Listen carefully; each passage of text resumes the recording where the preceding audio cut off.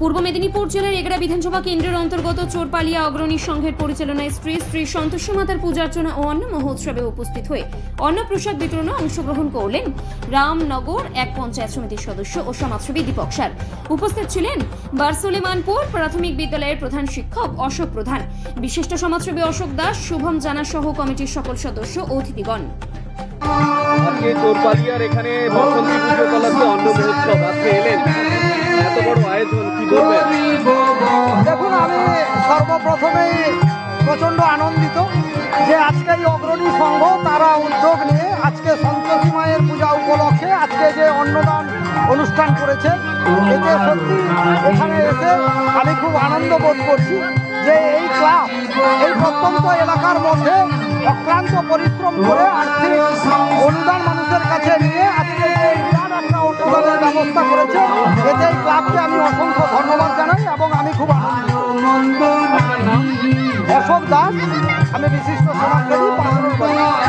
দাদা, আজকে চোরপালিয়ায় এলেন, বাসন্তী পুজো উপলক্ষে একদম আনন্দ আয়োজন, প্রচুর মানুষ এখানে অন্নমহোৎসব প্রসাদ গ্রহণ করতে এসছেন। আজকে এই আনন্দ অনুষ্ঠানে যোগ দিলেন, অন্নপ্রসাদ বিতরণ করলেন, কেমন লাগছে? না, এই ধরনের অনুষ্ঠান আমাদের সমাজে খুবই প্রয়োজনীয়তা রয়েছে। চোরপালিয়া অগ্রণী সংঘের ব্যবস্থাপনায় সার্বজনীন শ্রী শ্রী সন্তোষী মায়ের পূজা অর্চনা তৎস অষ্টম পর হরিনাম সংকীর্তন সহ অন্ন মহোৎসব 2025 আজকে খুবই আমি গৌরব অনুভব করছি আজকে তাদের মধ্যে আমি উপস্থিত হতে পেরে। আমাদের বাঙালির যে 12 মাসে 13 পার্বণ, আমরা উৎসবপ্রেমী মানুষ, আমরা সবসময় বিভিন্ন পুজো বিভিন্ন অনুষ্ঠানে আমরা মাতোয়ারা হয়ে থাকি এবং আমাদের মধ্যে কোনো ভেদাভেদ থাকে না। ধর্ম যার যার, উৎসব সবার। বাংলা একটি সম্প্রীতির জায়গা, বাংলার কৃষ্টি সংস্কৃতি ঐতিহ্যকে আমাদের ধরে রাখতে হবে এবং আগামী দিনে এই ক্লাবের কাছে আমার বার্তা থাকবে যে বিশ্ব উষ্ণায়ন চলছে, তার জন্য আমাদের বৃক্ষরোপণ কর্মসূচি গ্রহণ করতে হবে। একটি গাছ একটি প্রাণ, গাছ লাগান প্রাণ বাঁচান। আমরা সবাই যদি উদ্যোগ নিয়ে বৃক্ষরোপণ কর্মসূচিতে আমরা অংশগ্রহণ করি তাহলে আমরা দেশকে সুস্থ রাখতে পারবো, সর্বোপরি পৃথিবীকে সুস্থ রাখতে পারবো। এবং আগামী দিনে এই ক্লাব যাতে রক্তদান শিবিরের আয়োজন করেন এবং বিভিন্ন ধরনের প্রতিযোগিতা এবছর রেখেছেন, বিশেষ করে ক্রীড়া প্রতিযোগিতা, খেলাধুলার মধ্য দিয়ে আমাদের কচি কাচাদের, ইয়াং জেনারেশনদের শরীর সুস্থ থাকে, মন ভালো থাকে, সর্বোপরি শারীরিক এবং মানসিক বিকাশ ঘটে।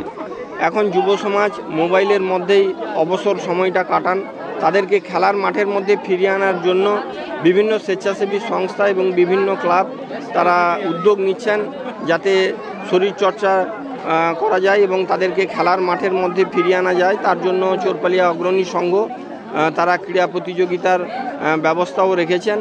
আমি ক্লাবের কাছে আহ্বান জানাবো, শুধু অর্থ দিয়ে সাহায্য করাটা বড় কথা নয়, এলাকাবাসী কোনো সময় অসুবিধায় পড়লে দুস্থ অবলিত মানুষের পাশে থেকে সেবা দান করা।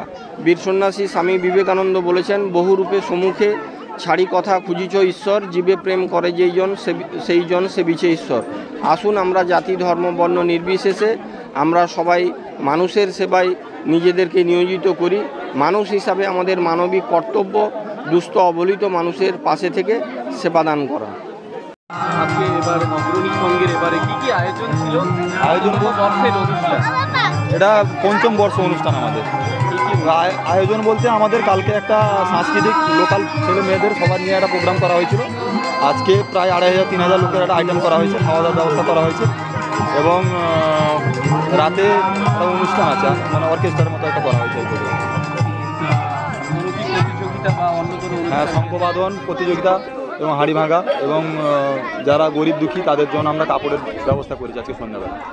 কোন কোন গ্রাম মিলে এই অনুষ্ঠান? এখানে নেগুয়া, চোরপালিয়া এবং টোটাল আরবিসি মিলে, মোটামুটি আরবিসি অঞ্চল মিলে হয়। আগামী দিনে আরও অনুষ্ঠান বড় করার জন্য চেষ্টা করবো আমরা। আপনার নাম? বাপ্পা মাইতি।